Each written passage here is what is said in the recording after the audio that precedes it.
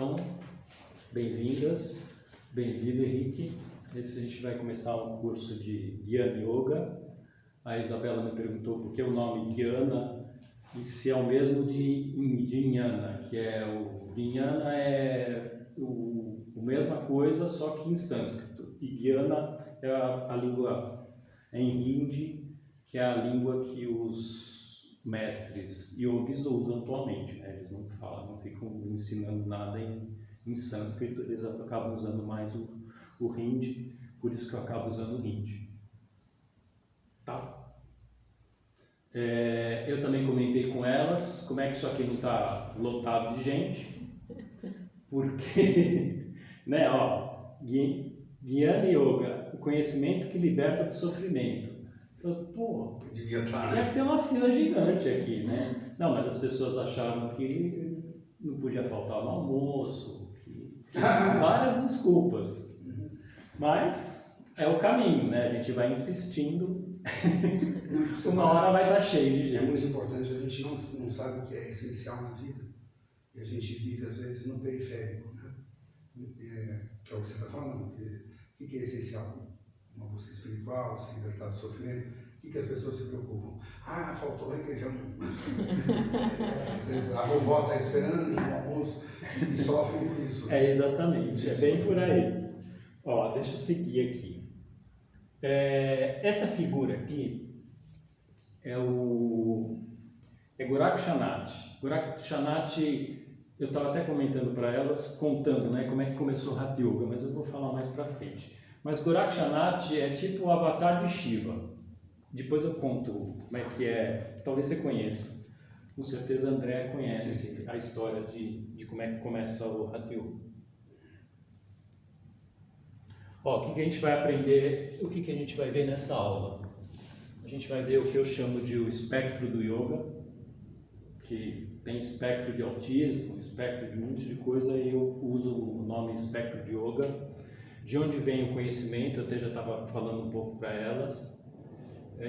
Anata Sampradaya, que é essa tradição que a gente vai, da onde vai vir todo o conhecimento. Eu vou mostrar um pouco dos yogis Nata. Siddha Siddhanta Tantra, que é o Tantra específico dessa tradição. Também comentei que existem vários Tantras. Tantra é um nome para muita coisa. Existem várias linhas de Tantrismo. A gente vai falar um pouquinho de relação mestre-discípulo. E aí vai começar a entrar a falar do Jnana Yoga. Sobre yoga, que é a meditação, e vou contar qual que é a meditação dos yogis, porque muitas vezes a gente aprende tantos tipos de meditação que eu, pelo menos, ficava perdido em saber qual que era a meditação que os yogis fazem. Eu tive que perguntar isso. Perguntar não, o professor falou, a meditação dos yogis é essa e só essa. É que muitas coisas que a gente chama de meditação, para os yogis não é meditação, é outra coisa. Aí eu vou dizer como atingir a iluminação, conceitualmente como se atinge a iluminação. Olha só o nível desse conhecimento. Eu vou só explicar para vocês como é que vocês fazem para atingir a iluminação. Quer mais que isso? E talvez, se der tempo, a gente vai falar da preparação. Porque como a gente tem uma cabeça ocidental, a gente precisa meio que desfazer um pouco dessa nossa visão de mundo ocidental, né, dessa lente ocidental de ver o mundo, e procurar desfazer isso para construir um pouquinho de uma visão de mundo do oriental. Então, espero que eu tenha sucesso nisso. Também. Na verdade, me interessa muito saber lutar para isso. É quase impossível não ser. É bastante difícil. É viciado em analisar, em racionalizar. Eu, pelo menos. Não, e de ver a coisa de uma forma judaico-cristã. A gente tem isso. Isso é o que faz parte do nosso, tanto do inconsciente como do consciente coletivo. É o nosso. Ou também de racionalidade excessiva, às vezes. Também. Então, ó, eu coloquei aqui o espectro do yoga. Yoga e yogas. Porque no fim existem yogas, porque muita coisa incorpora esse nome, eu uso esse nome hoje em dia. Então, quando a gente vai numa aula que está escrito yoga, a gente nunca sabe o que a gente vai encontrar. Eu, pelo menos, não sei, porque tem tanta coisa ali que, tipo, do que você está falando, né? A mesma coisa quando você fala meditação. Você tem que perguntar, peraí, do que você está falando? E essa coisa que eu estou usando aqui de caminho amplo e caminho profundo vem de um livro que chama Ciência da Meditação. Eles fazem essa mesma divisão. Então, o caminho amplo é o yoga que a gente tem, tipo, no parque, na academia, aquele que vai fazer a pessoa, basicamente, vai buscar um bem-estar, vai buscar, muitas vezes, dar mais mobilidade para a pessoa, aquela pessoa que é toda travada e tal, vai preocupar mais com essa parte. E vários outros coisas a gente pode chamar desse yoga de caminho amplo. Eu não acho que nenhum deles é ruim. Quer dizer, podem ter exceções que podem te prejudicar mais do que te beneficiar. Isso também pode acontecer. Se você fizer aquilo em excesso, se você fizer aquilo mal feito. Mas em geral não. Em geral todos eles nenhum deles é uma coisa ruim. Todos valem. Mas valem até o limite deles, né?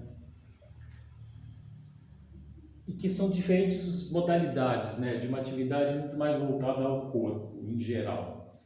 E aí a gente tem do outro lado, no outro extremo oposto, o caminho que eu chamei de caminho profundo, que é o caminho do que os caras buscam nada mais, nada menos do que iluminação, moksha, no caso dos yogis. Buscam isso.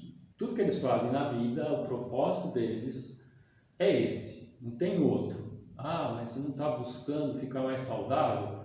Não, eles estão buscando moksha. Eles vão de repente ficar mais saudáveis, eles vão viver mais tempo só porque eles estão buscando moksha. E a forma como eles buscam moksha, como eles buscam a iluminação, eles acabam ficando mais saudáveis. Mas a busca é lá longe. Tá? E também eu estava comentando assim, que eu lembro que eu dei uma aula e a pessoa não conseguia entender o que eram essas pessoas. Perguntou para mim se eles estudavam yoga, se eles pesquisavam yoga, e eu falava, não, eles praticam yoga, eles só fazem isso. A vida deles é tipo a vida de um monge, só da prática. Então esse é o caminho profundo, que são o caminho de várias tradições espirituais, não só dessa, mas de várias outras. Esse não é o único caminho espiritual para atingir a iluminação. Existem vários e todos eles são valiosos, muitos deles vão funcionar, alguns melhores, piores, mas assim, muitas vezes a gente tem que encontrar o nosso. O nosso é o melhor para nós. Para o outro, o meu pode não ter nada a ver. Então, todos são legítimos, né? Todos são legítimos, inclusive caminhos ocidentais e tal. Por exemplo, a alquimia é um caminho espiritual. Então é isso. Então tem um lado o amplo, um lado amplo e outro lado profundo. E aí vários yogas estão nesse meio, assim, desse espectro. Da onde vem o que eu vou falar aqui para vocês? Vem do profundo, que eu não sei se você já viu as fotos ali, que aqui se a gente não consegue conectar, não dá para ver a cara desses yogis, mas eles são isso, eles são monges, eles são ascetas, eles são celibatários, eles vivem para isso. Aqui, ó, de onde vem o conhecimento que eu vou passar para vocês. Cada um tem o seu caminho e o meu foi o seguinte, eu comecei praticando basicamente posturas. Então, eu comecei praticando postura, eu fiquei bom em praticar postura, eu praticava basicamente era uma ginástica. Era um pouquinho mais do que uma ginástica, porque o primeiro professor que eu tive, ele ensinava alguma coisa de como usar o prana, mas eu cheguei pelo esse aspecto de trabalhar o corpo físico. Então, e para mim naquele momento foi muito legal, porque tinha muitos desafios de fazer kakasana, fazer mayurasana, fazer coisas, ficar bastante tempo no chatuspadasana, que é a prancha. Então, naquele momento, para mim, isso tudo foi legal. Só que o que ele falava, quando chegava na coisa que começava a aprofundar um pouquinho, eu falava, putz, isso aqui não está me convencendo. Não é aqui que eu vou encontrar as respostas para perguntas que eu nem tinha, né, que eu comecei a ter. E aí depois, aí eu fiz uma formação, depois de um tempo me convenceram de que eu podia ser professor de yoga. Falaram, você tem que fazer uma formação, porque não sei o quê. Aí eu fui fazer essa formação meio assim, tipo, fui no embalo, assim, de uma outra pessoa. E aí nessa primeira formação começaram a surgir mais perguntas do que eu ter respostas. E aí eu fiz essa, depois eu busquei alguma coisa no budismo, porque acho que eu já meio que sacava que a coisa estava... A meditação que eu fazia ali era muito frouxa e eu já sacava que a coisa estava mais, para mim, né, estava mais como uma coisa meditativa. Aí eu fui para o Mindfulness primeiro, depois eu fui para o budismo tibetano, mas só bordeando assim. Depois eu fiz o curso de Vipassana, esse sim foi mais legal. E aí depois eu cheguei na tradição nata, que é nesse curso que é o que me trouxe as respostas. Então eu cheguei nisso via indicações, né? O cara da minha primeira formação falou não, ele deu meu nome para esse outro professor. E aí uma hora eu me convenci e foi bem aos poucos, assim. Eu lembro que eu entrei no módulo, era para eu entrar no módulo de asana, porque afinal, se eu faço asana, e o cara falava várias vezes nos áudios que ele mandava, né, de proposta do curso dele, que vocês fazem asana completamente diferente de como os yogis fazem asana.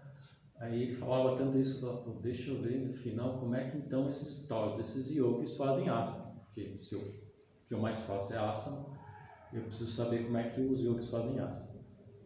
Aí, por acaso, eu entrei no módulo antes, que ele explicava como é que os yogis viam o corpo físico. Aí aquilo começou a fazer sentido para mim. E aí quando chegou no asana fez mais sentido, e aí eu fui indo, né? Porque a princípio eu ia ficar tipo só no módulo de asana. Não, tem dinheiro para esse módulo de asana aqui, depois eu aprendo como os yogis fazem asana, já que eu faço sempre errado. E aí pronto, já aprendo tudo que eu queria. Só que eu fiquei enroscado ali, né? Aí eu continuei, porque a coisa foi fazendo sentido, foi tendo um monte de resposta, aí pronto. Aí eu terminei isso. E já faz um tempinho, né? Então esse foi o meu caminho. Cada um tem o seu. Esse foi o meu.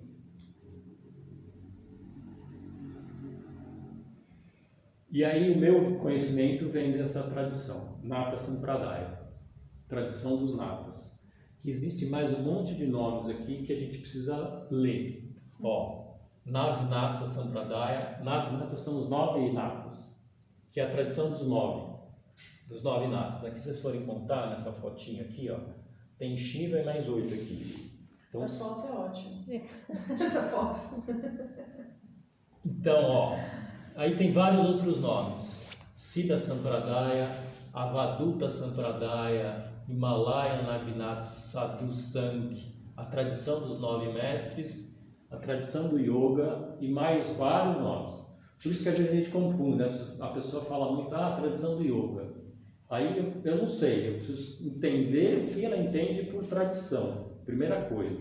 Porque tem muita gente que fala em tradição e você não sabe do que ela está falando.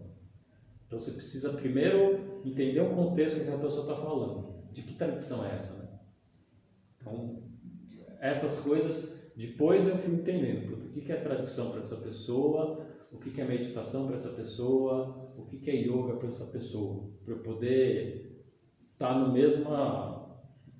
falando a mesma língua, porque senão a gente não se entende nunca, né?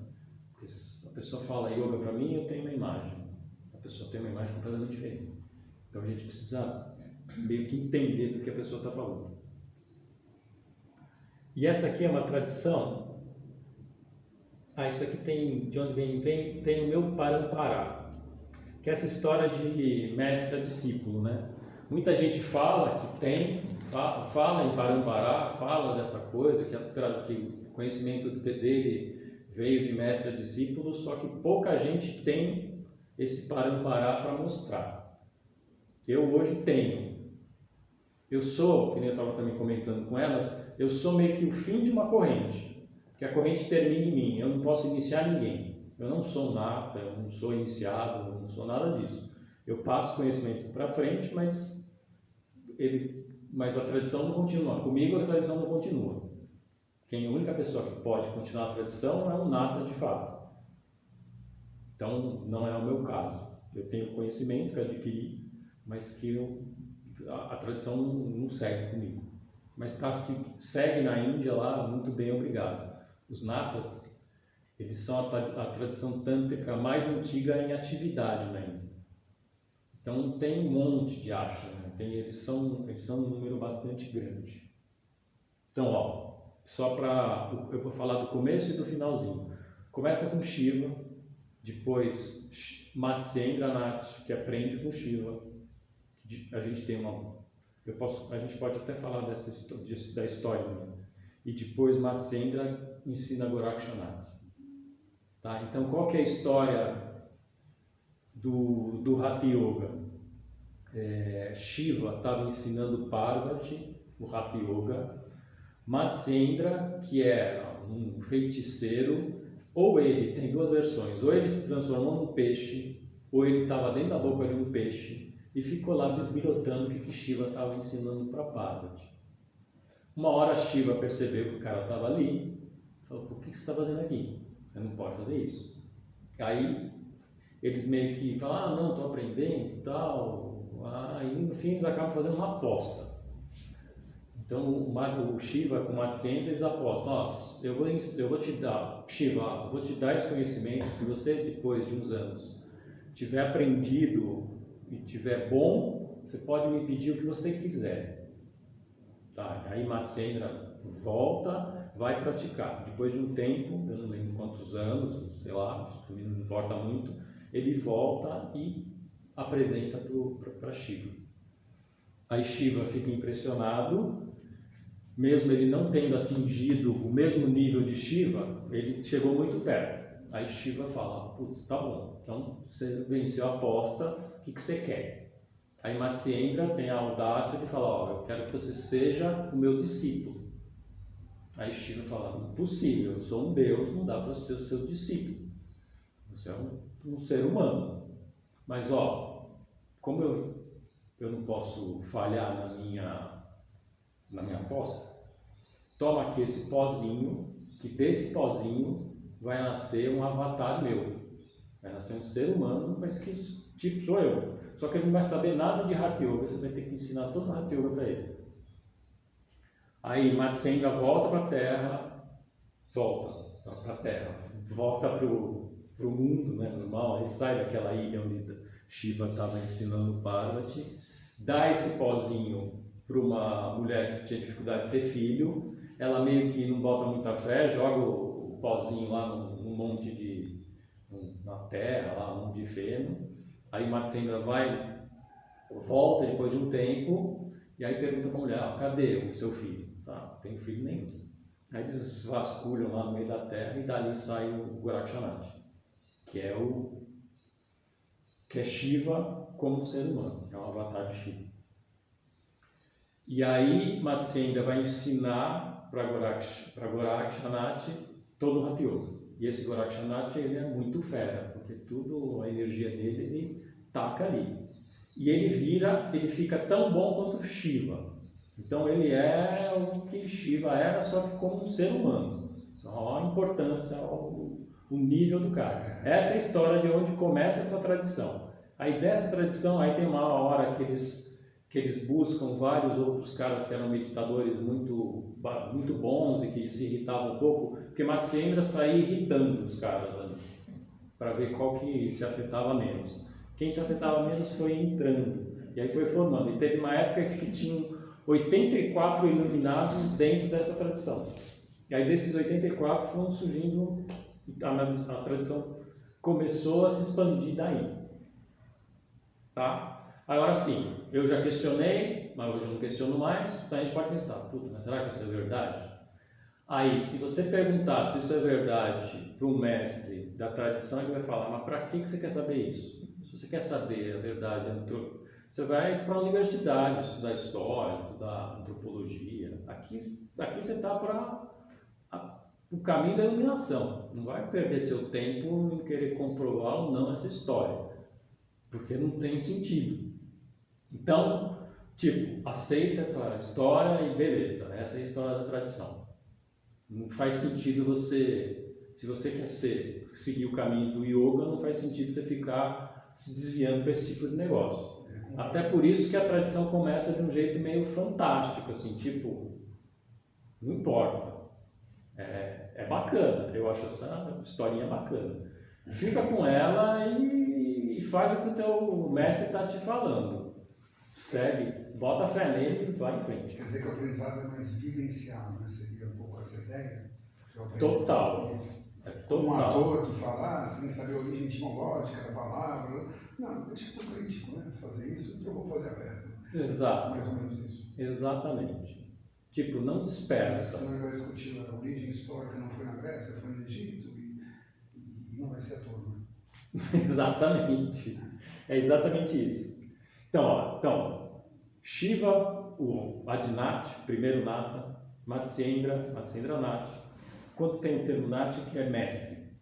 E aí depois Gorak, e aí os últimos dois, né? Que é o Mangalnat Ji Maharaj, e quem me ensinou é o Rajinath Ji Maharaj. Eles, o nome inteiro deles, Sri Mahant Yogi Rajinath Ji Maharaj. Mahant é um dono é um chefe de um ashram. O mestre dele é Sri Rajapir Yogi Mangalnath Ji Maharaj. É um cara que tem um domínio maior, que como eles são chamados lá, é um dos 12 papas tântricos dessa tradição, que vão ter 12 peers ali, tá? Então, um cara mais fera do que o que me ensinou. Aqui, quem são? Aí aqui tinha um link, mas também tem na foto ali. E aqui eu gosto sempre de mostrar essa foto. Primeiro porque o cara tá tortinho ali, né? Então isso para mostrar que eles estão um pouco ligando para alinhamento. O Iyengar já. O Iyengar tem um treco. Mas eles estão um pouco ligando para isso. Não é essa a parada, não é alinhar coisa nenhuma, é outra coisa. E aí eu gosto de contar que a sensação que eu tenho com esse conhecimento que eu acabei adquirindo é como se eu tivesse cutucado esse cara que está ali ponta cabeça, pelado, cheio com fogueirinho em volta, coberto de cinza, cutuquei o cara e perguntei para ele o que ele estava fazendo. Porque outra forma é você ficar olhando e ficar tentando adivinhar. Que é a impressão que eu tenho de o que aconteceu com o yoga para chegar para a gente. Um monte de gente tentando adivinhar nos textos e com pouca acesso a perguntar o que o cara está fazendo. Aí foi perguntar para o outro que estava olhando também, mas como ele era indiano, parecia que ele sabia. E aí deu uma quizumba de desinformação que a gente pirou aqui. Então a sensação que eu tenho é essa, que eu cutuquei ali o cara e falei, amigo, o que você está fazendo? Conta para mim. E esse cara contou. Então aqui vai ter várias fotos, tem um monte, Esses yogis, eles são a característica deles é que eles usam um brinco aqui na orelha. São os Kampata yogis. Então eles usam na cartilagem da orelha, que é a quinta iniciação. E é uma coisa dolorosa, porque a iniciação é para ser doloroso, porque você vai morrer para uma coisa e vai nascer para outra. Então não é para qualquer um, é para quem está muito afim disso. Então esses yogis, os natas, eles têm essa característica de brinco na cartilagem da orelha. Então vocês vão ver que quase todos eles têm. Tem alguns que não chegaram nessa última iniciação, então não tem. Mas esse completo tem. E aqui vocês também vão ver que esse cara, esse Mangalnath, ele está sempre acima.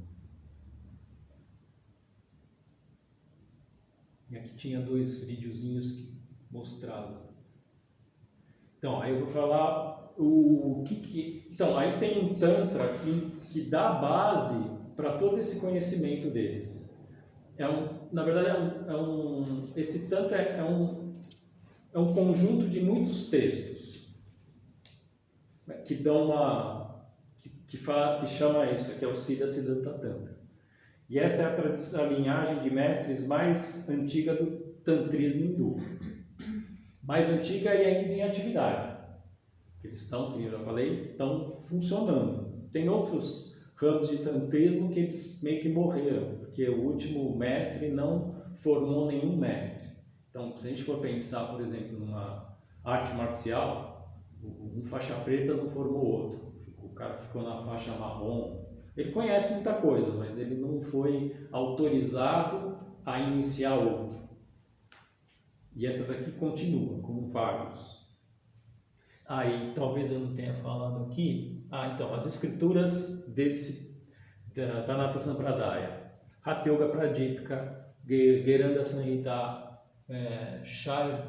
Swara Tantra, Siddha Siddhanta Padati e mais um monte aqui. Tá? Eu mal li, na verdade, o Hatha Yoga Pradipika, porque assim, para eles, e acho que isso em todo o hinduísmo, uma escritura serve como material de apoio para um mestre. Se você não tiver um mestre, você vai ter que adivinhar um monte de coisa na escritura. E como no tantrismo, no geral, mas nesse, com certeza, muita coisa está escrito tipo em código, em uma linguagem iniciática, que eles chamam de linguagem crepuscular. Tipo, está escrito uma coisa, mas é para você entender outra.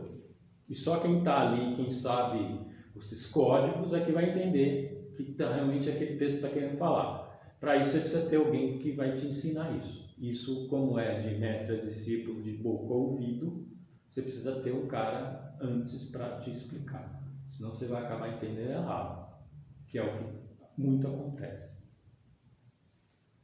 Alguma dúvida?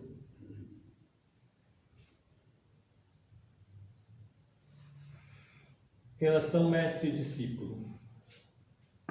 Mestre é aquele que sabe, no faixa preta do yoga. O discípulo está perdido, não sabe nada. Então a relação é essa: um que sabe tudo e um que não sabe nada. Então o que não sabe nada fica caladinho e aceita o que o outro que sabe tudo, porque vamos entender assim, o cara tá ali e chega uma hora que ele fala, puta, quero resolver esse problema que eu tenho, eu tô sempre sofrendo aqui.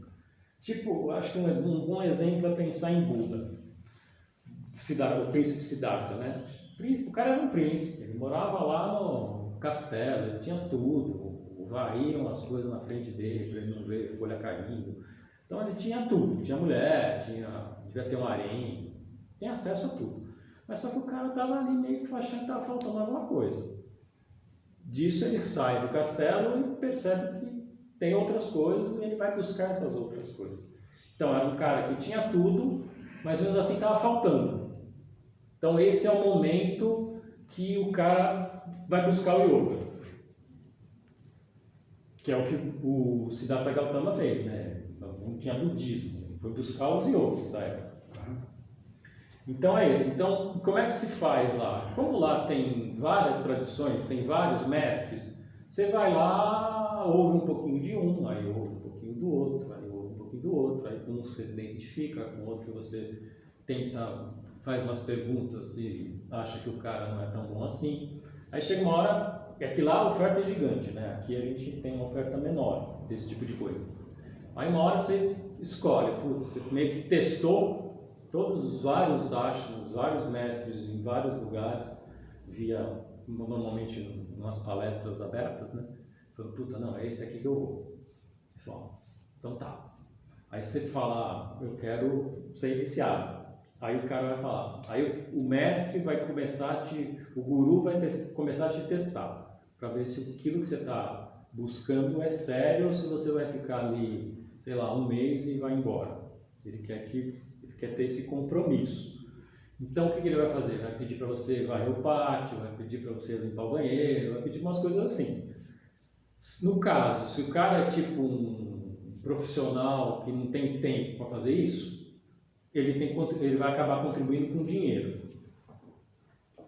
Mas se ele tem tempo, ele contribui com o trabalho. E muitas vezes um trabalho é inútil. O pátio está limpo, só que você tem que para ver se você vai reclamar daquilo ou não. Aí, tipo, reclamou, não, tá fora.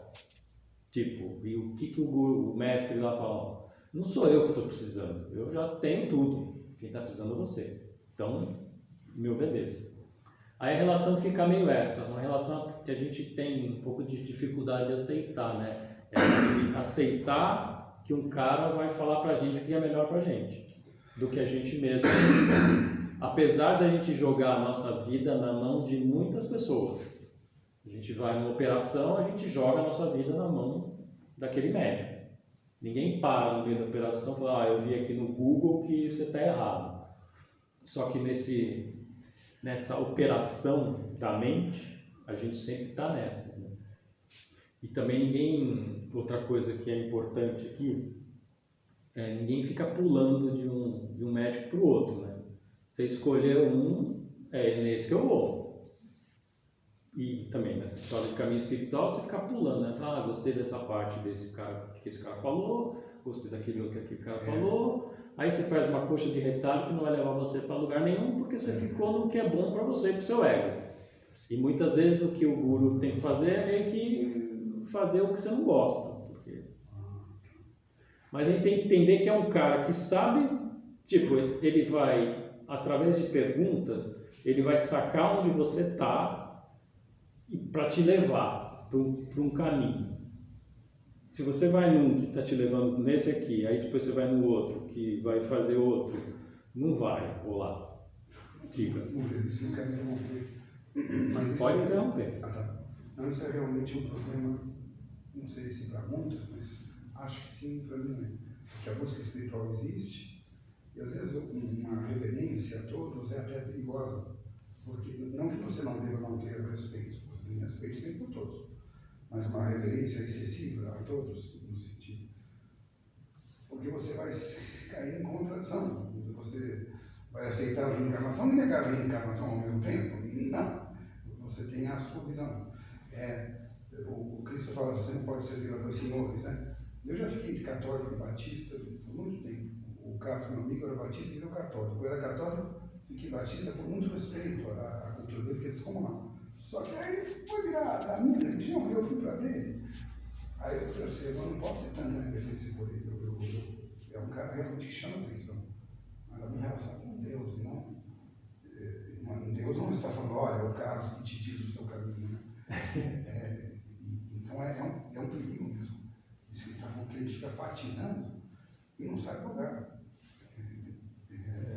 É que assim, esse cara com quem eu aprendi, o Rajnath, ele fala isso. Tipo, depois você testou vários, depois você escolheu, né? Que você já não tem mais dúvida. Veja o seu olhar crítico e óptico. Vai nesse, mas é tipo uma operação mesmo. Eu estou com um problema na cabeça, quero fazer uma operação, preciso ir num neurocirurgião. Isso.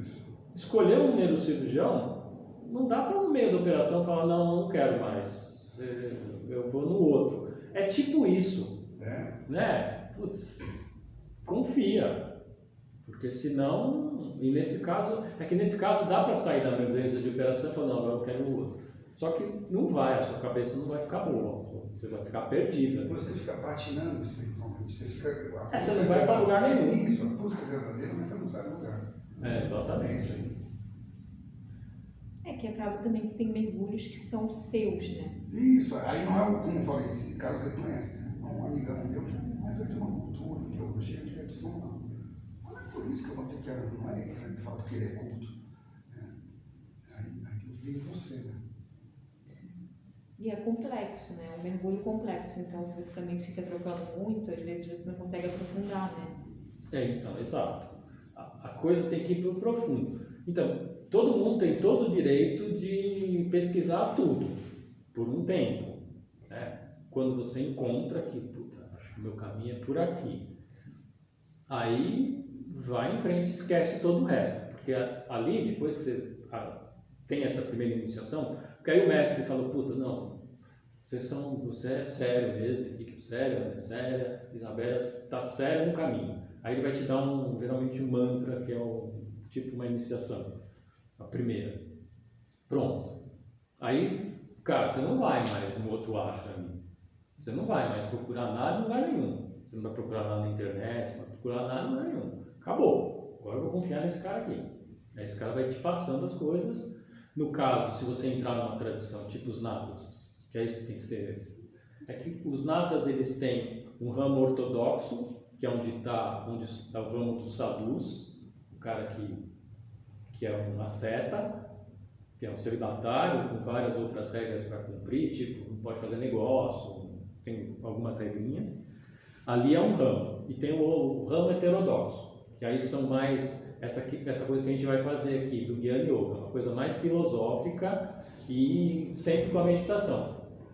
Mas naquele você pode ser pai de família, é outro tipo de conhecimento.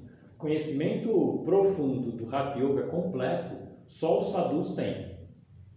Então você precisa ser um sadhu para aprender tudo. E dentro, se você é um sadhu, você vai, passando o tempo, você vai tendo novas iniciações. A cada iniciação que você tem, você vai fechando círculos. Vai ficando cada vez menos gente e mais conhecimento. Até chegar no dos brincos. Então, até chegar e depois o seu mestre fala, não, agora você está pronto para ensinar os outros.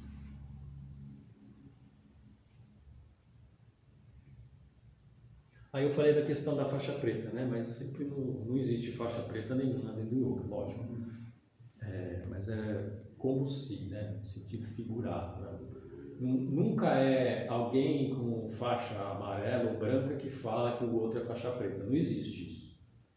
Tem que ser um faixa preta falando, porque muitas vezes a gente tem aqui, não, quem fala se o guru é verdadeiro são os discípulos, quem fala se o mestre... Não tem isso. Quem fala se o cara já está bom é o cara de cima, que nem a gente vai na universidade. Quem dá o diploma para a gente é um cara que sabe mais do que a gente, não que sabe menos.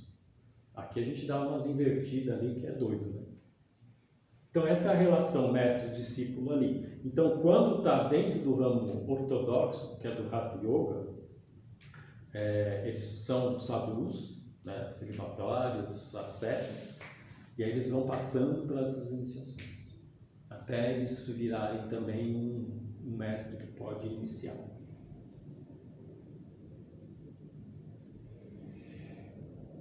E o que é o Jnana Yoga, né? Esse yoga do autoconhecimento?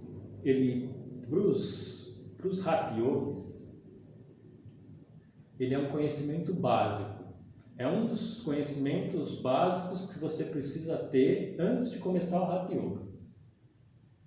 Então, geralmente vai ser em satsangs, em palestras, que o mestre vai ensinar vários discípulos. Então ele vai, é básico, né? Junto com o que mais que é básico aqui.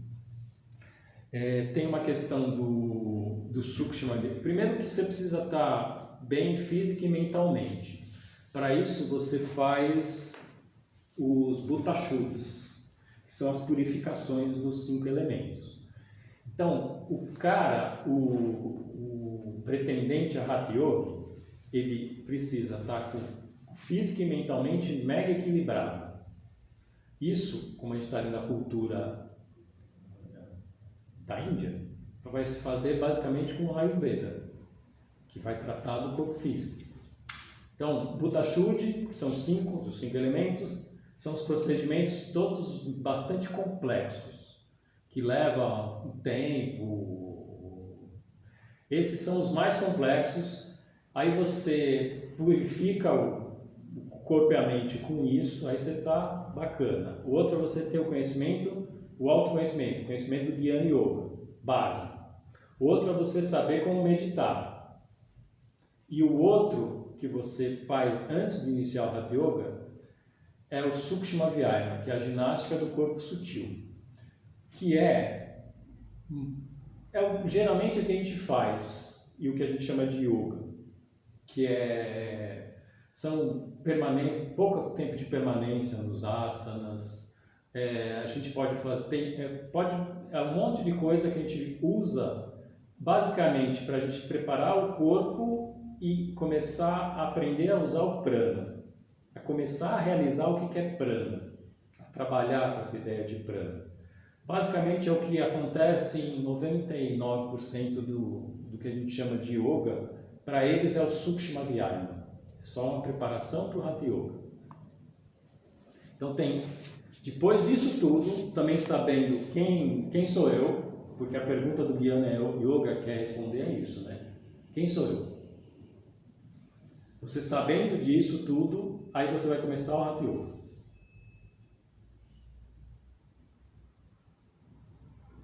E aí, o Hatha Yoga, a gente pode falar rapidinho, mas eu vou falar rapidinho, porque não é o tema aqui. Aí o cara, depois de estar preparado assim, o cara já está bom no Sukshma Vyayama. Ele já sacou, ele já realizou o que é prana.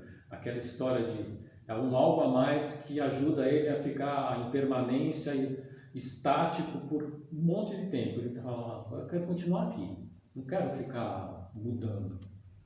Aí ele vai começar o Hatha Yoga por asanas, que aí a forma que eles vão fazer asana é de no mínimo 10 minutos em cada postura.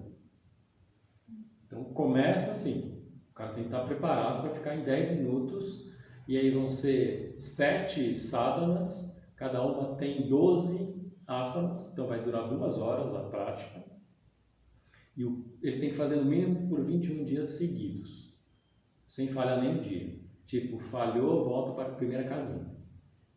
Não pode ficar doente, não pode ficar resfriado, nada disso, porque se ficar, não pode fazer. Aí começa a coisa intensa. Essa vai ser uma fase não tão intensa assim, porque vai ficando mais intensa com o passar do tempo, mas é isso. Tipo, o cara vai acordar, sei lá, às 3h30, 4 da manhã e vai ficar fazendo aquela prática de asana 2 horas, ou no mínimo 2 horas, né? Porque 12 asanas por dia vai dar no mínimo 2 horas. Por 21 dias. Ou se o guru falar, o mestre falar que ainda não está bom, ele vai ter que praticar por mais tempo, 41, 40 ou 90 dias, até ele ficar bom aqui. E aí ele vai mudando de sadhana, de quais são os asanas que ele vai fazer. Então, primeiro ele faz 12 asanas, os 12 mais básicos, por 21 dias, depois ele muda para a segunda, e aí vai intensificando. Os asanas vão ficando de fato mais complexos, mais difíceis. Mas é que ele já começou a se preparar ali no Sukshma Vyayama, aí ele vai preparando. Posso fazer uma pergunta? Essa prática do sadhana que você está falando, eles fazem? Eles já estão nesse lugar de praticar esses natas? Esse aqui, provavelmente por eles exemplo, já praticaram. Tá. Porque termina. Depois faz outra coisa. Isso. Depois que terminou porque assim, o Hatha Yoga é uma grande sadhana dividida em 4 partes, e dentro dessas 4 partes tem várias sadhanas. O que eles chamam de sadhana? Sadhana é uma coisa que você vai praticar por 21 dias no mínimo. Isso é uma sadhana. Você praticou aquilo por 21 dias e com a quantidade mínima. Então, depois dos asanas, encerrou, porque a função do asana terminou. A função do asana imagina que a gente é uma corda, né? A corda está lá vibrando.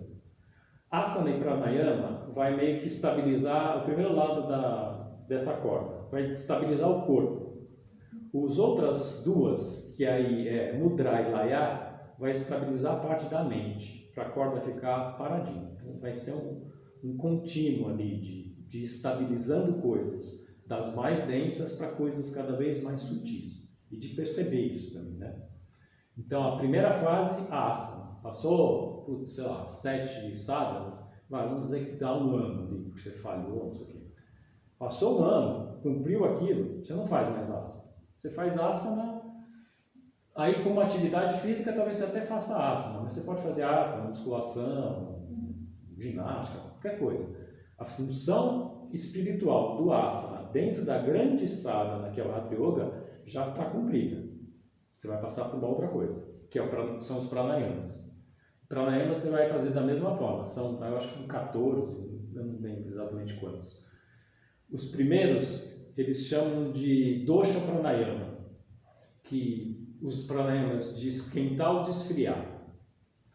Quem já é quente, quem é pita, vai fazer os de esfriar. Quem é Vata e Kapha vai fazer os de esquentar.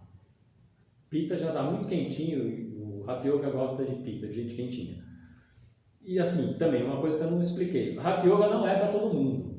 Se você chegar e o guru falar, o mestre falar, não, Henrique, você não tem nada a ver com Hatha Yoga, você tem que fazer outra coisa, você tem que se aprofundar no Jnana Yoga, ou você vai fazer, você vai usar muito mais mantra, você vai fazer Karma Yoga, que para eles Karma Yoga é um yoga de rituais.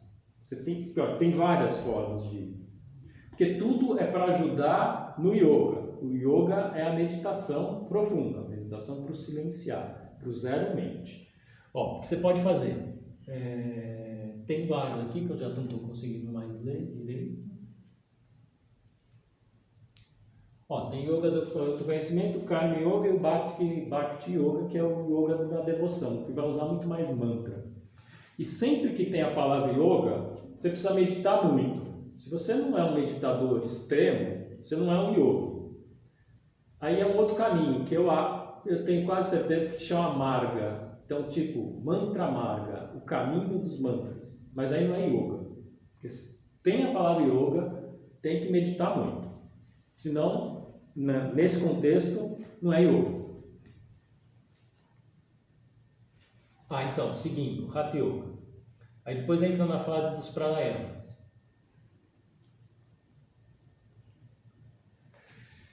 Aí tem esses primeiros pranayamas são de equilibrar dosha, então isso vai te ajudar na saúde, né? Se você der uma desviadinha ali, os pranayamas vão te botar de novo no equilíbrio.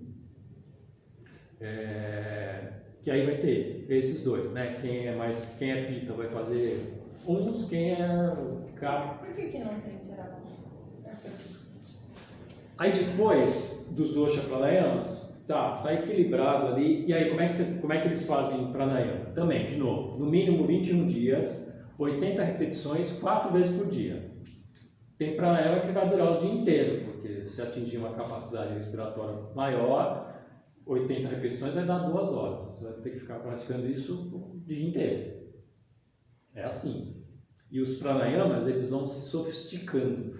Eles vão cada vez te levando para um silêncio maior. O primeiro já te leva para um silêncio, o segundo é super bacana, te leva para um silêncio, e cada vez vai mais, até chegar no final, que é o tal do Kevalakambhaka, que é tipo, os caras acham que não estão nem respirando. Dá para enterrar aqui, mas não dá, né? Eles estão respirando, mas com um outro tipo de capacidade. Esse é o máximo, o ápice ali quando você vai chegar no final de todos os pranayamas, que vai demorar também um tempo, né? Vai demorar, sei lá, 1 ano e tanto, 2 anos, depende de cada um. Terminou o pranayama, pronto, acabou. Então, o mestre falou que o pranayama você já passou dessa fase, já vai para outra, que aí são os mudras, que não tem nada a ver com os mudras da dança, nem com os mudras ritualísticos. São mudras do Hatha Yoga, que aí vão ser mudras de mente, os Mano Mudras, os Karana Mudras, que são mudras de corpo. A invertida é um mudra, que é o Viparita Karani, que é ficar de ponta cabeça. Aí vão ter Mano Mudras, são muito poucos, né? Tem um e alguns que você usa de acessório, tipo Vishnu, que é para respirar, mas é muito pouco. O que muitas vezes a gente tem aqui como o que chama de mudra, são mudras da dança, que tem os seus significados, ou mudras ritualísticos. Mas os deles são umas coisas bem doidas, assim, que é disso. As invertidas, né, que pode ser tanto Sarvangasana quanto Sirshasana, é para ficar 2 horas. Ok, 2 horas não dá. Aí eles chamam isso em gáticas, né? São 5 gáticas. Gática é 24 minutos. Aí esse meu professor fala que, tipo, 1 gática no mínimo. 2, bacana. Aí 2 vai dar 50 minutos, né? Você ficar lá na invertida e mentalizando um monte de coisa. Porque não é só ficar lá meio invertida, você tem que mentalizar um monte de coisa ali, porque você está trabalhando muito mais com a sua mente do que com o seu corpo. E aí tem 36 mudras dentro e tem outros que os mestres vão inventando, mas não são os mudras oficiais. Aí depois passou dessa fase, a sua mente já está quase bem estabilizadinha aí. Aí chega na última fase do Hatha Yoga, que é o Laya Yoga, que aí é coisa de dissolução. Então vai zerar a sua mente total. Aí coisas que nem esse cara fala, se você não passou por outras fases, se a gente dá para você fazer no Laya, não vai acontecer nada. Tipo, a mesma coisa, né? Não adianta você querer fazer amanhã ou daqui a um mês 50 minutos de invertida, vai fazer mal, você vai se machucar. Mas se você já fez todo o caminho, você vai estar preparado para isso. Então não é uma coisa que vem de uma hora para outra, é uma preparação. Então isso é como é o Hatha Yoga para eles. Aí vai durar uns anos, no final é para você atingir Samadhi. Samadhi para eles é a capacidade de zerar a mente. É um estado de mente sem pensamento nem emoções. Ponto final. Acredite você ou não, para eles é isso. É uma capacidade que você adquire de falar, putz, agora vou entrar em Samadhi. Entrei em Samadhi, vou sair do Samadhi, saio do Samadhi. Pronto, é isso. Zerou a mente. Essa experiência de zero mente, todo mundo tem de alguma forma, só que ninguém tem a capacidade de entrar e sair disso, né? Você pode, sei lá, subir no alto de uma montanha e tive aquele, nossa, e em outros momentos a gente tem isso. Mas imagina isso como uma capacidade que você vai ficar lá minutos, horas naquilo. Parece bom, né? Mas é isso.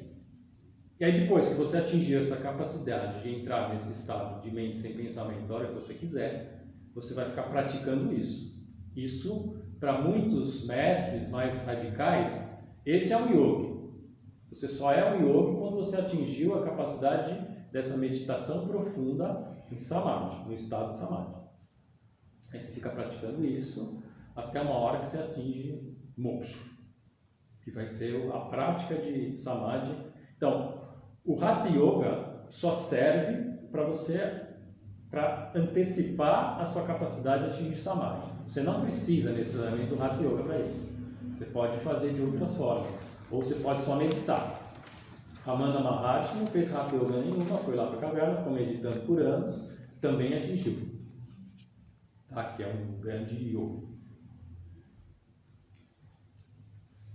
Por favor, eu vou sair, mas não para, eu só vou comer. Alguma dúvida? Não, dá vontade de tentar. Tentar passar por essas fases. Deve ser bem complexo. Mas tudo isso começa com Dharana. Depois a gente vai fazer no final. É complexo. E também tem outra coisa. Você precisa ser a pessoa indicada para fazer aquilo. Quem vai dizer se você é a pessoa... Se aquela é a sadhana certa para você, é o mestre, o seu guru. Ele que vai falar, puta, para Ana é Hatha Yoga, porque a Ana tá ali, tem tudo a ver. Para Isabela é sei lá o quê. E aí pronto. Porque é ele que sabe onde você está e ele que sabe o melhor jeito de te levar para onde você quer chegar. Para onde... Então, tipo, se o cara falar que não, é não. Você não adianta você querer fazer porque... E tem várias coisas. Como é uma coisa meio radical, geralmente é para jovens, porque os jovens estão lá com os hormônios à flor da pele, tem sadhanas que vão tipo abaixar o fogo da pessoa para ela ficar com menos, ver qualquer uma. Não sei se você assistiu um filme que é Sansara. Sansara é um filme que lá o monge ficou, sei lá, anos meditando, mas ele saiu, uma mulher encostou na mão dele e pronto. Aí ele teve que viver a vida para depois descobrir que não era aquilo, aí ele voltou. Mas ele teve que viver essa vida mundana. Que, de novo, por isso que eu gosto de usar o exemplo de Buda. Buda viveu a vida. Viveu a vida, uma hora deixou aquilo de fazer sentido e aí foi. Que é o que a gente pode fazer. E quando você acha que você tem muita coisa aqui para fazer, faça. Porque até onde eu sei, né, dentro do hinduísmo, você tem fases na sua vida, você tem desejos da sua alma. O final da vida é essa busca de iluminação. O cara está lá, os filhos cresceram, os netos estão ali, já não tem mais, os filhos não dependem dele, o cara já casou, já teve filho, já construiu um negócio, ele está meio que ali na aposentadoria, falando, não, agora é a minha hora. Depois de tipo ser um velho sábio ali, de ajudar a comunidade e tal, agora ele tipo abandona tudo e vai atrás da iluminação, para morrer iluminadinho. Coisa que talvez a gente possa fazer, né? Em vez de ficar só assistindo televisão, a gente pode buscar isso. Que começa aos 70, se a gente viver até os 90, tem bastante tempo para meditar. Então, depois desse curso, eu comecei a achar que isso é uma possibilidade real. Que até então, para mim, era só uma fantasia impossível que só Buda conseguia. Agora eu falo, eu posso tentar, né? Então, é doido isso, né? Mas para mim virou assim. Acho que o que eu mais ganhei nesse curso foi essa possibilidade. Por que não? Né? E não precisa ser Hatha Yoga. Eu, na minha idade, não tenho mais por que fazer Hatha Yoga. Porque não tenho mais nem capacidade assim, de fazer umas coisas muito doidas. E também porque você já está mais aquietado, você vai aquietando com a idade. Os caras de 60 e tantos anos na Índia, eles não vão fazer Hatha Yoga, eles vão fazer isso, Jnana Yoga, aprender quem sou eu, aprofundar nisso e meditação. O lance todo lá vai ser meditação. Jnana Yoga. Todo Jnana Yoga, não só, porque existem vários, você pode aprender Jnana Yoga sob vários pontos de vista.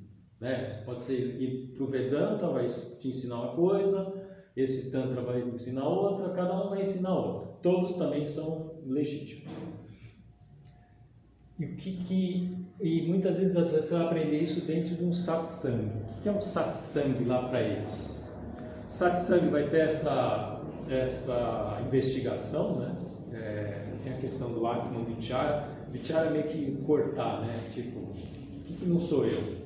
Aí, isso aqui não sou eu. Então, você vai eliminando coisas. E junto com isso vem o silêncio, o compartilhamento de um silêncio, Shaktipat. Então, E aí tem uma coisa legal do jeito que esse professor me ensinou. Imagina assim, né? Imagina que você está, sei lá, na Polônia e os caras estão falando polonês. Você não está entendendo nada do que está acontecendo ali, porque você não fala polonês. Aí ele fala que o silêncio, esse silêncio meditativo, é tipo uma linguagem. Que você só vai começar a entender o outro falando esse silêncio quando você começar a ter um pouco dele também. Se você não tiver nada dele, você não vai nem sacar se o outro tem ou não. Então esse meu professor, ele fala, eu fui em tal lugar e lá tinha silêncio. Eu fui em tal outro lugar, o cara tinha muito conhecimento, mas não tinha silêncio. Porque você tem que desenvolver um pouco dessa linguagem. Assim que é explicada a coisa. Não é uma questão de capacidade intelectual, é questão de uma outra coisa, que é esse tal desse silêncio interno. E aí eu vou ler essa frase aqui. Autoconhecimento é a investigação intelectual da pergunta quem sou eu? Caminho para levar ao entendimento do verdadeiro eu e à vivência do silêncio compartilhado, o Shaktipat. São as duas partes que compõem o satsang. O discípulo aprende, de início intelectualmente, para depois, com a autoobservação, técnica tântrica chamada de Sarvadarshan, e a meditação, com ou sem a ajuda do Hatha Yoga, conseguir incorporar e realizar o que foi aprendido. Então, você aprende, mas depois você tem que praticar, senão você não vai incorporar aquilo. E o Shaktipat é a linguagem do silêncio, né? É o silêncio compartilhado. E outra frase aqui, quem é você não é quem você pensa, e quem pensa não é quem você é. Tá? Repetindo. Quem você é não é quem você pensa, e quem pensa não é quem você é. Tipo, dá um nozinho aqui. Não, sensacional. Você não se conhece, né? Você viu assim. Você é o que você é. E o seu pensamento não é você. Não é sensacional. Agora, qual é a meditação desses yogis? Bom, a meditação para os yogis é aquela coisa simples e aquela coisa que está no Yoga Sutra. Começa com dharana, concentração. Esse aqui é o que muitas vezes a forma como que se começa. Não precisa ser isso, porque até eu já usei isso por uma época, mas as pessoas acabam viajando nisso, porque isso dá uma embaralhada, né? E aí você fica dando umas viagens, mas isso aqui não é para virar um alucinógeno, né? É para vocês focar ali no ponto. Então, apesar de ser dado por esse mestre, eu não sei, eu acho que talvez seja melhor olhar para uma outra coisa. Isso aqui fica meio hipnótico, mas foi ele que passou. E aí tem uma forma de fazer isso. Então, sei lá, imagina que você vai começar a meditação. Aí, imagine que o centro do alvo suga completamente a atenção da mente e toda a percepção até tudo desaparecer nele. Então, você vai focar ali e vai tudo desaparecer nele. Perdeu esse foco, se dispersou, volta para ele sem qualquer julgamento. Só isso que tem que fazer, mais nada. Essa é a meditação que o discípulo vai aprender com o mestre. Só essa, não tem outra. Então, mais simples impossível. No final a gente faz isso aqui.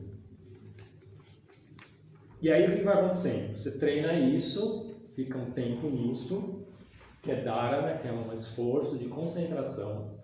Aí dá um salto. Eu brinco que é salto quântico, mas ele tem lá um nome, esqueci exatamente qual é o nome. Parinama, não lembro. Qual é o nome disso? Aí você dá um salto, aí você passa para dhyana, que é a que a gente pode considerar mais como uma meditação, que ele chama de um sentar na calma. É uma coisa mais natural. Você senta e aquilo vem, uma coisa mais de calma, sem esforço. Depois você fica muito tempo nisso, você vai dar um outro salto, que aí você vai atingir o samadhi, que é a parada da mente. De novo, acredite se quiser, mas eles fazem isso há algum tempo e é isso. E aí você chegou no samadhi, você pratica ele todo o tempo. Então, como é que chama isso? Esqueci. A semana que vem eu trago. Então, dharana, concentração, a gente pode considerar como uma meditação básica. Dhyana, sentar na calma, como uma meditação intermediária. Samadhi, paralelamente, meditação avançada. Capacidade de entrar e sair do estado de mente sem pensamento nem emoções. E aí, como eu sou formado em engenharia e eu gosto da matemática, yoga é experimentar o zero. O zero também nasceu na Índia, né? Então não é à toa. Então é uma experiência do zero. O número zero nessa mente. O número zero nessa mente, é isso. Conceito, acho que o número, conceito zero nasceu na Índia, até onde eu sei.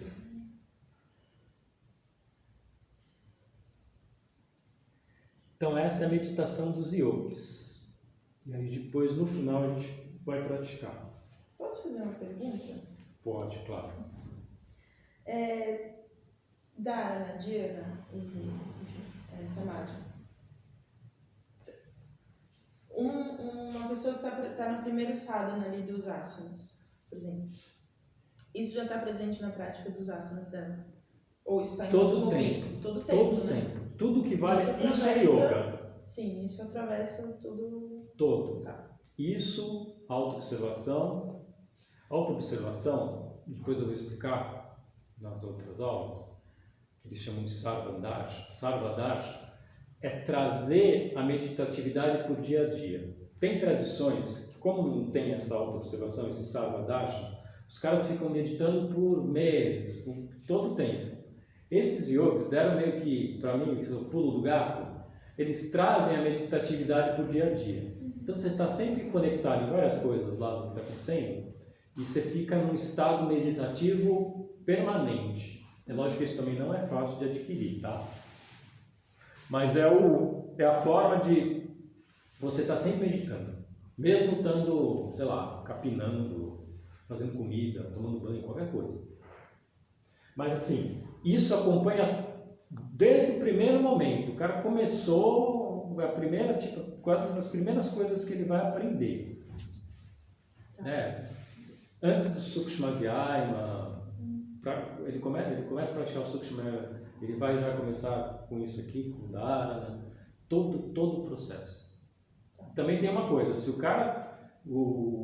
Guru sacou que o cara atingiu o Samadhi, também não precisa mais fazer o resto, não precisa seguir tudo. Ele já atingiu o objetivo, acabou. O importante é o objetivo, entrar nesse estado de mente, zero mente, de mente sem pensamento nem emoções. Agora aqui, ó, como atingir a iluminação. É uma explicação conceitual, tá? Nunca uma explicação, Porque assim, ó, eu tô fazendo um curso de uma pós-graduação de psicologia junguiana, né? Teve uma aula lá que ele explicou como é que é o funcionamento da mente para Jung, depois ele comparou como é que é o funcionamento da mente para a neurociência. E é a mesma coisa, só que a neurociência usa uns termos que são diferentes do Jung, mas é a mesma coisa, porque a mente é a mesma. E nesse caso também é a mesma coisa, só que com conceitos um pouco diferentes e com outros nomes, mas é tudo a mesma coisa. O que vai mudando é, sei lá, a neurociência mediu alguma coisa, faz um exame de neuroimagem e tal, mas a questão de, se você repete sempre a mesma atitude, aquilo reforça, e você tende a reforçar aquilo. Como é que eles vão chamar a mente aqui? Tem os vasanas. Vasanas são tendências de comportamento. E você tem todos os vasanas ali na sua cachola. Desde a coisa mais terrível que você pode imaginar até a coisa mais maravilhosa. Tudo tem ali. Tem o bem e tem o mal. Está tudo ali. Todo mundo tem essa potencialidade de fazer um mal absurdo e de fazer um bem absurdo. Isso pertence a todo ser humano. Esses outros também, Jung vai falar uma coisa e a neurociência também vai falar uma coisa. A gente sabe que está ali, dentro da gente tem os dois. E aí, então tem esses vasanas que a gente pode entender isso como fiozinhos, tipo um fiozinho de colar. E aí tem os sanskaras. Posso falar uma bobagem? Você falou bem que não? Pode falar. Desculpa, eu estou um pouco de sono, porque você fala, estou me esforçando. Que uma análise da ideia, uma peça grega, ela mata os próprios filhos. Né? O cara fala, é justamente porque ela é capaz de fazer muita maldade que ela fez isso. Quer dizer, ela, ao ser traída, ao ser abandonada, ficou mas tão rejeitada, porque ela tinha tanto amor para dar por razão, que enlouquecidamente ela se vinha matando os próprios filhos. Mas ela só é capaz de ir tão longe no extremo mal porque é muito boa, seria um pouco, porque poderia chegar da mesma maneira, se bem canalizada, a fazer algo esplendoroso para o bem. Porque você falou algo do mal e do bem. Se a gente for entrar no conceito junguiano, que o yoga também tem um pouco disso, mas eu vou falar de Jung agora, vai um pouquinho só. A questão para o Jung é a questão da sombra, né? Mas a sombra, a gente precisa ter noção dela. Se a gente tem a noção de que a gente pode ser muito raivoso, já é uma grande coisa. Você está consciente de que existe um ser raivoso dentro de você. Só assim que você tem alguma capacidade de ter alguma relação com ele. Porque se você esconde aquilo, que é o que mais acontece, né? A pessoa acha que ela é só boa. Eu sou bom, eu sou bom. Nunca percebeu que tem uma capacidade ali, tudo. Aí é terrível, né? E tem uma música, não sei se vocês conhecem, do Chico César, que que eu adoro, que tá, vira e mexe tá rolando, pelo menos para mim no Instagram, que é Deus me proteja de mim e da maldade de gente boa. Porque aquela gente que é muito boa, São os piores. pode, né? São os piores. Então, para o Jung, você tem que estar consciente dessas coisas todas. O yoga também vai trabalhar muito com essa coisa de você estar consciente. Vou falar de uma outra coisa. Tem um pouco a ver com autoobservação, né? De estar sempre observando.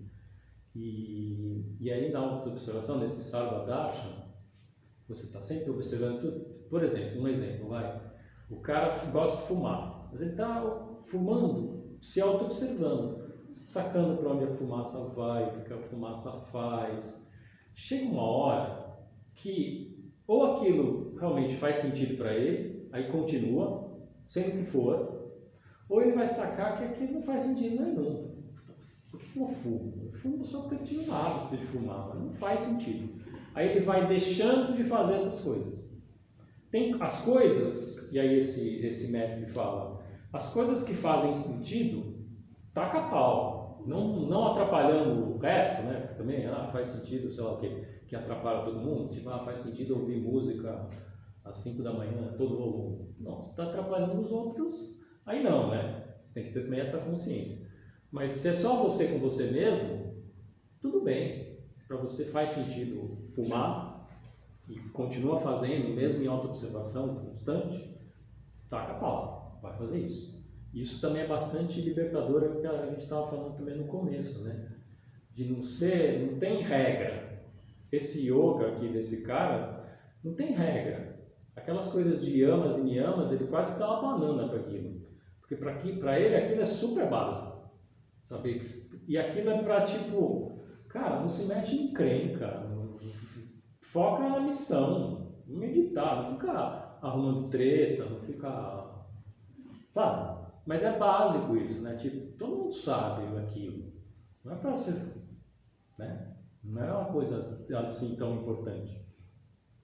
Mas então, voltando, aí todo mundo tem essa potencialidade do bom, do médio, do muito bom, do muito ruim. Tem esses vasanas na nossa mente, e aí tem os sanskaras, que são, tipo, imagina que são as bolinhas que você vai encaixando ali. Então, ó, um dia, sei lá, ajudei a velhinha a atravessar a rua. Aí você despertou aquele vasana, né? Aquela potencialidade. Aí, aquilo tem um peso, aquilo vai chamar você a repetir aquele ato. Aí no dia seguinte você ajuda a velhinha de novo. Aí outro dia você ajuda de novo. Aí você vai tender aquilo. Aquilo depois de um tempo vai virar um hábito. Você tem um hábito de ajudar a gente na rua. E pode ter hábitos ruins também, né? Tem o hábito de fumar. Eu não, né? Mas você pode adquirir esse hábito, pode ter vários hábitos. E aí depois aquilo pode chegar a um ponto que vai virar um vício. Aí começa a ser um problema. E aí tem uma forma de combater isso que é fazendo o oposto. Só que também você vai estar fazendo ações para fora. Eles vão chamar de Viltana Sanskaras. Os sanskaras para fora, de extroversão. Tá? Qualquer coisa, boa ou ruim, são Viltana Sanskaras. São sanskaras, são coisas para fora de você. E aí tem a outra coisa que você adquire meditando, silenciando, Dharana Dhyana Samadhi, ou momentos de auto-observação e tal, que aí são os Nirodha Sanskaras, que aí são, a vantagem é que eles são bem mais pesados do que os Viltana, porque senão a gente começar a meditar só, já tem que ter uma vida muito grande para conseguir. Né? Então você pode meditar menos, mas você vai meio que vai para o outro lado da balança. Cada vez que você fica um tempo nesse silêncio, e quanto mais silêncio você tem interno, mais aquilo é pesado. Imagina, né? Imagina que Samadhi, você ficou lá 1 hora em Samadhi, você fez uma bola, aquela de demolir prédio, né? Naqueles caminhões, sei lá se isso existe ainda, mas uma puta bola de ferro gigante que pesa um monte, pesa tonelada. Aí você combate um monte, você taca no lado da balança. Então tem um lado da balança que são os Viltana Sanskaras. Não importa se você é a Madre Teresa e só faz o bem, ou se você é o Hitler e só faz o mal. Você está botando peso nesse lado. Aí, quando você silencia, quanto mais silêncio você fizer, você vai botando no outro lado da balança. A iluminação vai acontecer quando esse lado da balança dos Nirodha Sanskara vai estar mais pesado do que os Viltana. Então, é assim que eles explicam isso, como atingir a iluminação. Sempre zerando mente. Tudo para eles é essa busca de silenciar absoluto, silêncio. Por isso que esse meu curso, ele repetiu o silêncio do começo ao fim. Tudo que vale é o silenciar. Então é assim que se atinge a iluminação.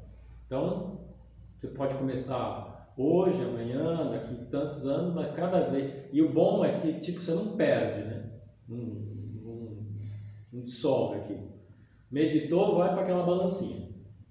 Também outras coisas, né? Foi fazendo ação, vai para a balancinha daquilo. Mas é assim, isso é lógico que é uma ideia conceitual, não é matemático isso. É só uma forma de explicação. E aí, existe lá o Karmachaya, que é o depósito de todas essas ações. E aí quem vai acreditar na reencarnação, aí isso vai ficar lá meio que acumulado, aí vai para um outro lado de explicação. Mas o que é o karma? O karma são essas ações que você vai tomando e o karma sempre, qualquer coisa que você faça vai ter um efeito. Que é isso, né? Qualquer coisa que a gente faz tem um efeito.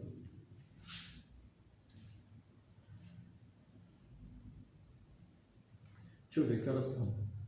1h. Aqui deu 1h15 da nossa Exposição. Eu não sei se vocês já estão cansados, mas a gente podia fazer agora um pouquinho de Shavasana e depois a gente acordava e fazia um pouco de meditação. Essa é a minha proposta, para a gente terminar praticando yoga. A gente não vai... O Shavasana vai ser para dar uma estabilizada e uma quietadinha, porque eu falei muito, vocês ouviram muito, então a mente está muito ativa. Ou a gente pode falar só mais uma página aqui, que é sobre a preparação da preparação. Mas a gente pode ou fazer isso agora ou deixar isso para a próxima. Por mim pode falar. Como vocês preferem. Pra mim também. Então, vamos falar da preparação da preparação. Porque assim, esse Rajnath, ele falou que ele tentava ensinar isso para as pessoas, para os ocidentais, e os ocidentais não captavam porque eles não tinham eles não estavam preparados para isso. Enquanto que lá na Índia, os caras vão aprendendo isso desde sempre, alguns conceitos do hinduísmo, a gente não sabe, a gente tem outra base, né? Aí ele criou uma preparação e depois ele viu que era importante criar a preparação da preparação. Que é essa aqui de mim, vai passar aqui rapidinho. Então, a primeira pergunta. Isso é uma pergunta tipo... Você está no sofrimento? Primeira coisa. Porque tem um monte de gente que não está. Tipo, eu tenho uma amiga que não está no sofrimento. Eu vejo ela sofrendo, mas para ela nunca está sofrendo. Então, tem que procurar, né? Quem não sofre, não procura. Agora, quem tem algum tipo de sofrimento acaba procurando, até porque não tem muita opção. Né? Então, você vai. Então, primeira coisa, se tá. Aí você concluiu, estou no sofrimento.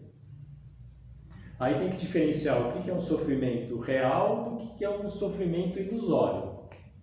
Se a gente pegar uma faca e enfiar na mão, é um sofrimento real, vai doer. Coisa física que vai doer. Sair na neve pelado também vai ser ruim, né? Você vai congelar ali, então também é um sofrimento real. Mas a maioria dos nossos sofrimentos é aquela coisa que a gente fica remoendo o que a gente fez ou deixou de fazer e a gente fica antecipando, remoendo o que vai acontecer. Então, é sobre esse sofrimento que o Jnana Yoga vai procurar resolver, procurar te colocar no caminho. Não é... Agora, para sofrimento real, né? Estou com uma baita dor de dente.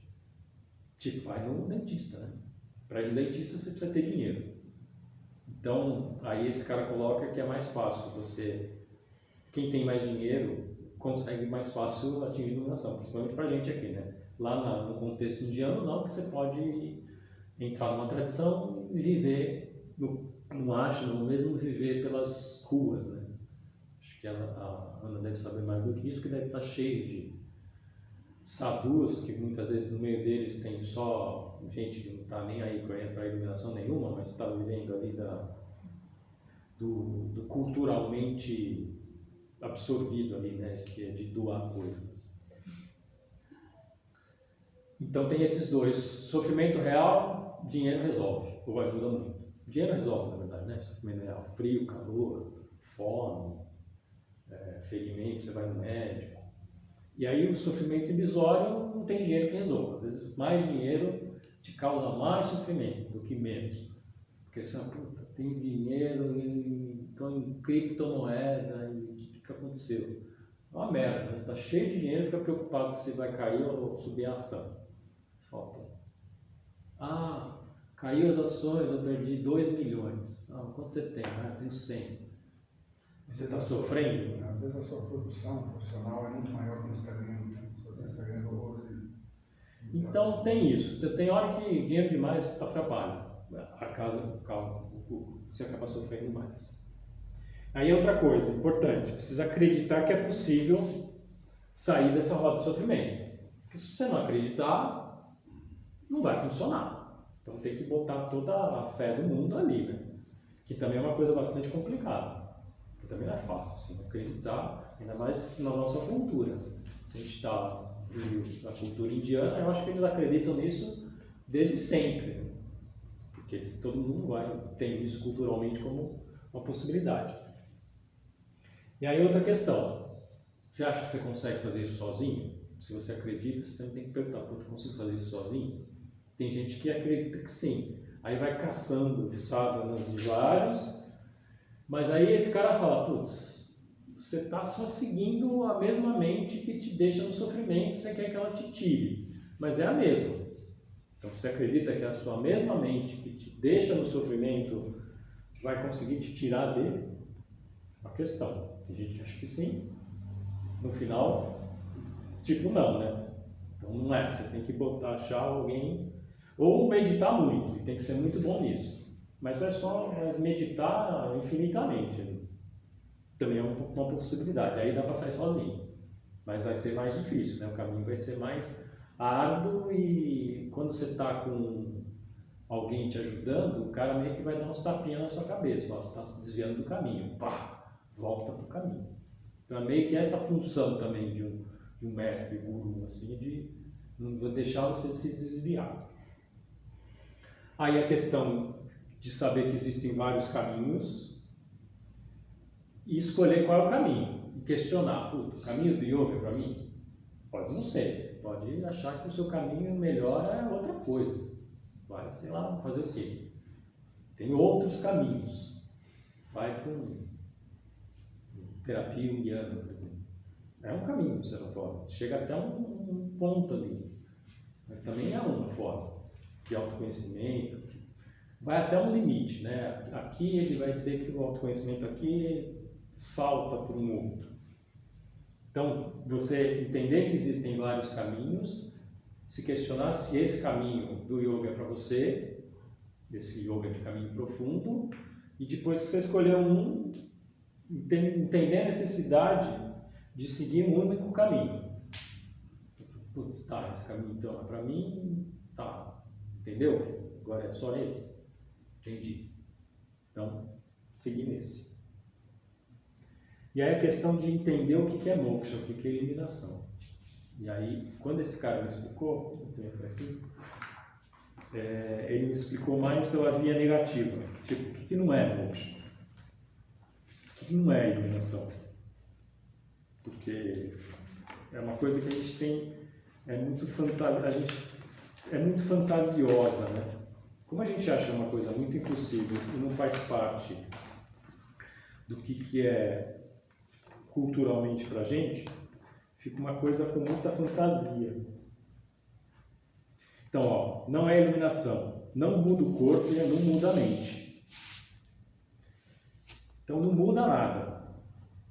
não é um conceito judaico-cristão, não é um conceito de New Age, não é Samadhi. Samadhi é só aquele estado de mente sem pensamento, iluminação é outra coisa. Samadhi é zerar a mente. Não muda o comportamento. Comportamento é do personagem, desse personagem que a gente vive. Então não muda o comportamento. E comportamento, personalidade tem a ver com o dosha. Comportamento aí sim vai ter a ver com os vasanas e os sanskaras. Tá? E aí como você se comporta tem muito mais a ver com isso. Mas o que você é, aquela coisa da personalidade, tem a ver com o dosha. Então, tipo, o cara não vai ficar... O cara era um cara mais incisivo, ele não vai deixar de ser. Ele não vai virar tipo um santinho. Ele vai continuar sendo, na boa, equilibrado, mas vai continuar sendo aquilo. Tipo, você não deve renunciar a nada, você continua, sua vida continua igual. Você não vai falar, não, agora que eu me iluminei, eu não quero mais comer comida boa. Nada a ver, tá? Também não é algo moral. O iluminado continua a ter desejos, porque também, de novo, mas aí a gente vai ter que ir mais para lá. O desejo é do nosso corpo-mente. A gente continua tendo isso. A gente tem corpo-mente, a gente tem desejos e necessidades, né? A gente tem necessidade de comer, de beber, e depois a gente vai eliminar isso. Mas isso não dá, você não vai parar de comer porque você atingir iluminação. Mas tem um autocontrole, né? Você não é refém da... Não, aí você não fica refém dos desejos, é diferente, mas você ainda tem. E tem algumas coisas que são necessidades, né? Vamos continuar aqui. Também continua tendo apegos e aversões, tipo, você tem aversão, você tem aversão a barata, você continua tendo uma aversão a barata. Após a iluminação, você continua a ter sentimentos. E a pergunta sempre vai ser essa, né? Quem é que tem sentimento? Aí que vai ter que se aprofundar nessa história de Jnana Yoga. Você continua tendo irritação. Não tem a ver com certos pecados capitais. Também não é questão de luz ou trevas. Também você não precisa aceitar discípulos, porque também às vezes tem essa imagem, né? Que todo precisa aceitar qualquer discípulo. Você também não tem contato com seres espirituais, é outra coisa. Não tem a ver com mudar o corpo. Não tem que ter nenhum preparo orgânico. O preparo é essa história de se preparar para o Hatha Yoga, é outra coisa.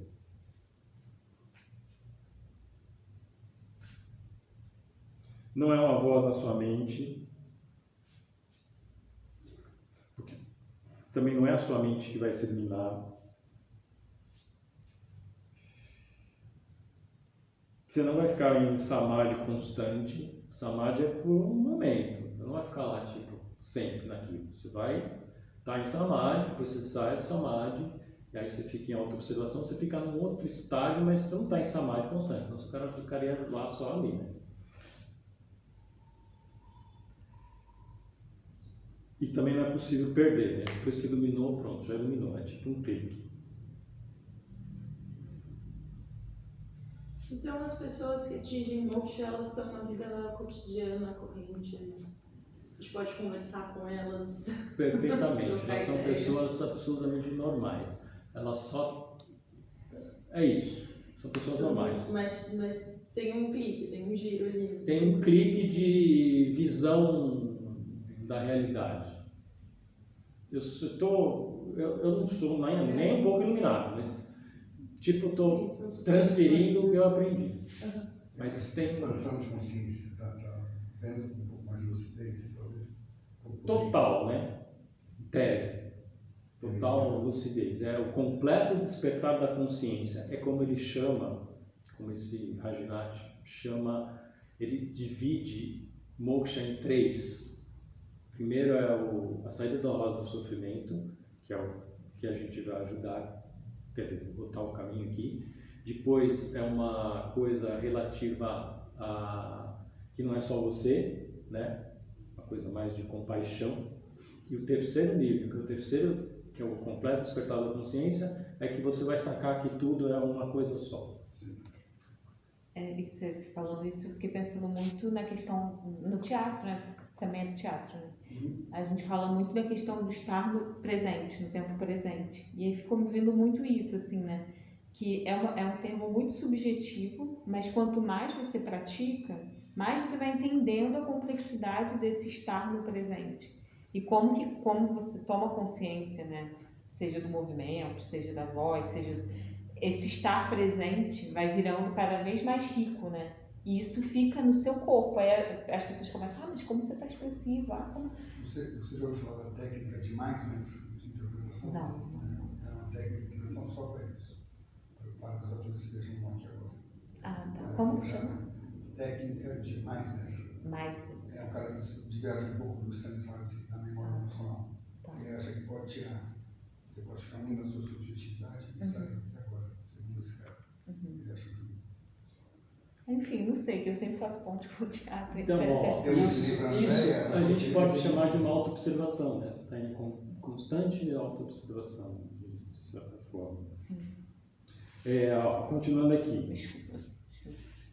Não é oposto ao ego, tipo, ninguém vai zerar o ego.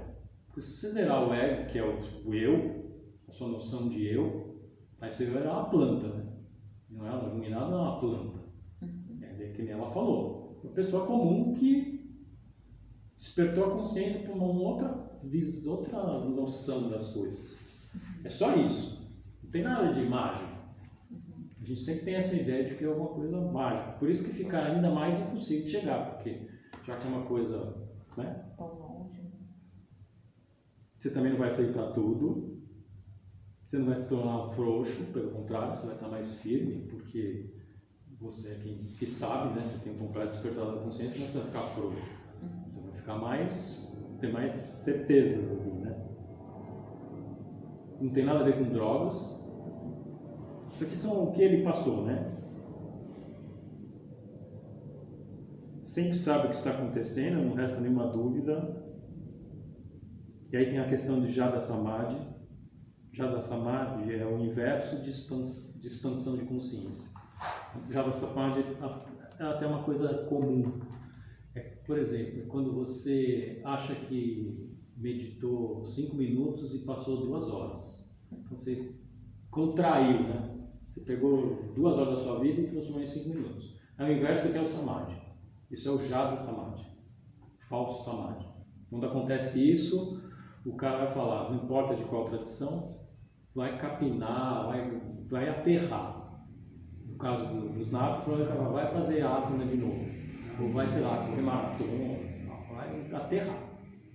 Que pode ser mais ou menos o que talvez tenha acontecido com o Carlos. Depois eu ia falar com ele sobre isso. Ele falou de alguma experiência dele? Né? Falou. Com Kung Fu, né? Eu vi. Sei. Eu sei o que você está falando.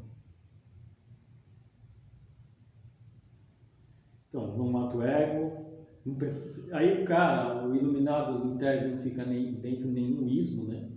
Porque ele está acima disso. Aí não tem nada a ver, não é ao contrário do dinheiro ou luxo. Você não vai abdicar de nada, como a gente já falou antes.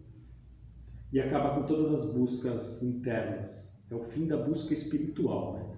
Da busca espiritual. O corpo e a mente vai continuar tendo buscas, mas espiritualmente você já está pleno. Acabou. Não vai buscar mais nada em lugar nenhum. Não faz sentido nenhum você ir no, sei lá onde. Isso tudo palavras dele, né? Eu não sou nenhum. Então, não tem nada a ver com reencarnação. É hoje, aqui, você não precisa reencarnar, você não precisa ter várias vidas para atingir isso. Pode fazer isso agora. Tipo, só não faz porque você não botou fé, né? O momento é agora. Também não tem nada contrário à racionalidade, muito pelo contrário, você precisa usar a razão para depois você só transcende alguma coisa quando você já tem algum controle dela. Você precisa ter razão para transcender isso. E não é gradual. Não é gradual, tipo, é aquele clique, mas depois aquele clique precisa dar uma estabilizada, né? Tem uma coisa aqui que chama Dharma Mega, que é um estado ali que você vai.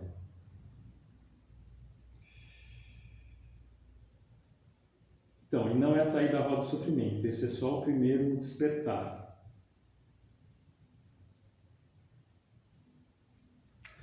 É isso. Então, assim, acho que o que fica desse monte de coisa que eu falei é que não é nada de outro mundo. É e não é.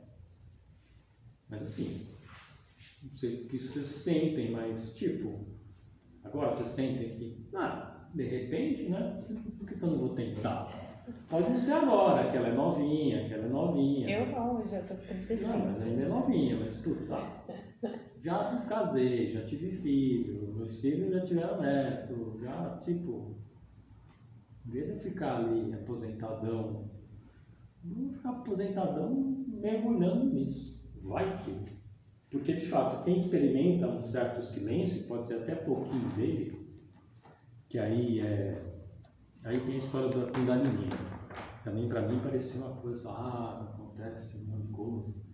Cara, e Kundalini é só esse despertar, assim, porque Kundalini é tipo uma sementinha da volta à origem.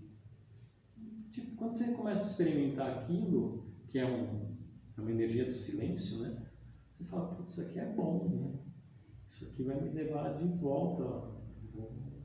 Aí você começa a mais ir nisso. Então isso, Kundalini para ele fala, tem um nome, Soma Atma Kaojas, é uma energia. Não faz parte aqui da aula. A aula terminou, né? Quer dizer, terminou não, agora a gente precisa fazer a prática. A gente precisa fazer o yoga agora.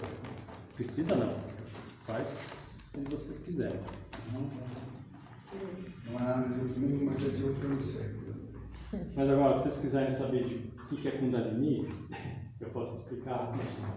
Não está na aula. Mas é aquelas outras coisas que viram uma grande fantasia e fica uma coisa difícil.